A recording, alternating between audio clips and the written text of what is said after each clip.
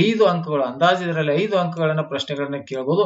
5ಕ್ಕೆ 5 ಅಂಕಗಳನ್ನ ಈ 3 ರೀತಿಯ ಪ್ರಶ್ನೆಗಳನ್ನು ಬಿಡಿಸಿದಾಗ 5ಕ್ಕೆ 5 ಅಂಕಗಳನ್ನು ತಾವು ಪಡೆಯಬಹುದು ಅಂತ ಹೇಳುತ್ತಾ ಈಗ ಅವುಗಳನ್ನ ನೋಡ್ತಾ ಹೋಗೋಣ.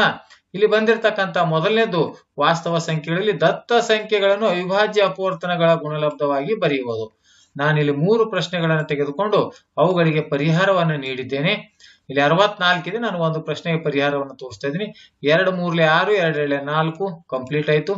2 1 2 2 6 12 ಮತ್ತೆ ಈ 2 ರಿಂದ 2 8 16 ಮತ್ತೆ ಈ 2 ರಿಂದ 2 4 8 ಈ 2 ರಿಂದ 2 7 4 2 1 2.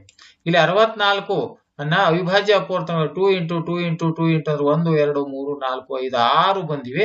ಹಾಗೆ 64ರ ಇಸ್ ಈಕ್ವಲ್ ಟು 2ರ ಘಾತ 5 ಅಂತ ಬರೆಯಲಾಗಿದೆ.